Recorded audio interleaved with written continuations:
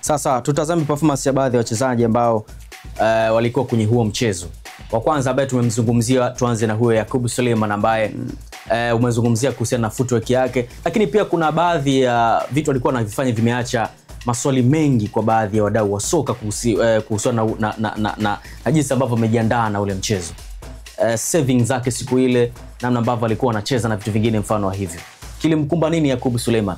Ama ni kwa sababu watu hawapati muda mwingi kumtazama, alikuwa JKT na vitu vingi mfano wa hivyo, ni vitu ambavyo alikuwa anavifanya lakini watu walikuwa hawaoni. Sasa hivi watu wanamtolea macho mengi ndio maana wanaona, ama ni mchezo tu ulikuwa mbaya kwa upande wake?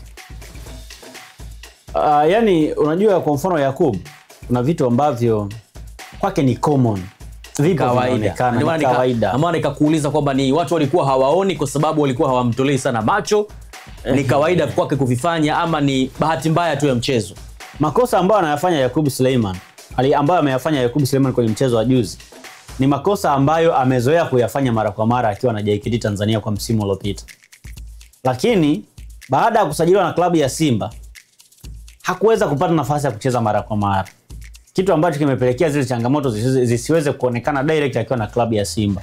Na ukumbuke wa Tanzania ni wazuri sana kufuatilia mechi zinazohusu Simba na Yanga kuliko kufuatilia mechi ambazo zinahusu timu zingine.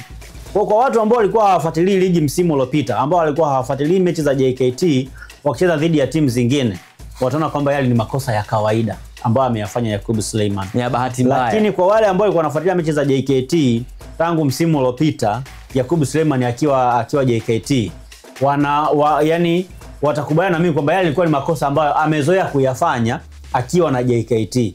Lakini tangu amekuja Simba, kwa sababu akupata nafasi ya kucheza mara kwa mara, ile imemfanya yeye asiwe na huo muda wa kufanya makosa ya aina ile. Lakini kwenye national team pia, kwa muda ambao amecheza chini ya Hemedi Morocco, alikuwa afanye makosa aina ile kwa sababu Hemedi Morocco ni kocha ambaye anacheza defensive football. Timu yake inazuia sana kutokea nyuma na sio kushambulia sana. Kwa hiyo ile inamfanya goalkeeper asiwe anafikiwa mara kwa mara, kwa sababu wachezaji wengi wanacheza kwenye eneo la nyuma, kwa maana wanajilinda zaidi kuliko kwenda kushambulia. Na siku zote timu ambayo goalkeeper wake anafikiwa mara kwa mara ni ile timu ambayo inafunguka, timu ambayo inasogea sana kwenye kushambulia.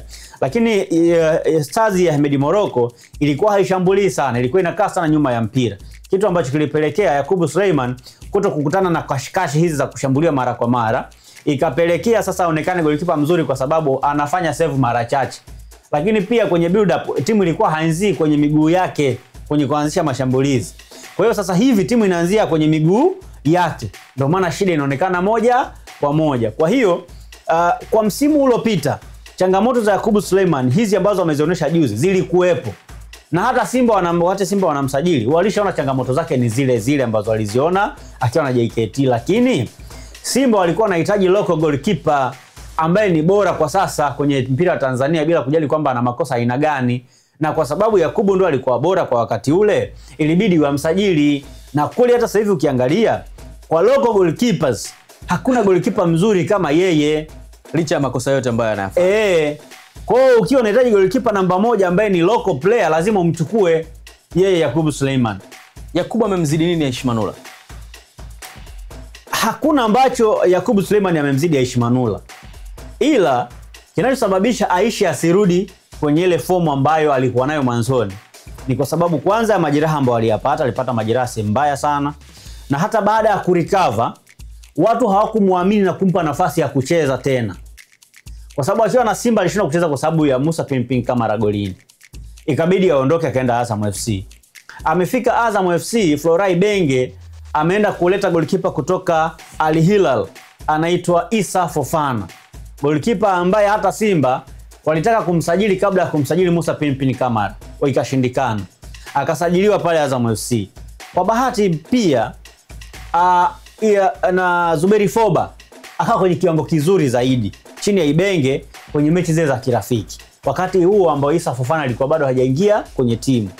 Ikabidi endelee kumtumia Onichi mpaka sasa ndo goalkeeper ambaye amecheza mechi nyingi. Azam amecheza mechi nyingi, baadhi amecheza mechi 4 nadhani za ligi, kama sio 4-3 za kwenye ligi, na hizo mechi za kimataifa. Kwa hiyo ndo amecheza zaidi, kwa sababu pia kulikuwa kuna changamoto ya vibali na vitu kama hivyo. Kwa hiyo ile ikapelekea pia Aishi Manula asipate nafasi ya kucheza. Lakini kama unakumbuka, tangu Ibenge amekuja Azam FC alisema wazi kwamba Aishi Manula sio golikipa ambaye yeye anamhitaji kwenye kikosi chake tangu mwanzoni kabisa mwa msimu.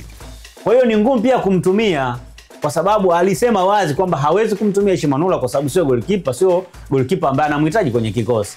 Kwa hiyo pia hiyo ikapelekea zaidi Aishi kuto kucheza.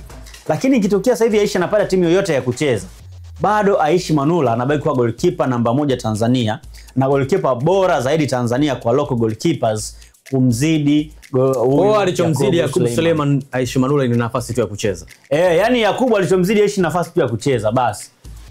Lakini kwenye quality na uwezo hata kuanzisha mashambulizi, Yakub Suleiman Aishi Manula ni golikipa mzuri kuliko Yakub Suleiman.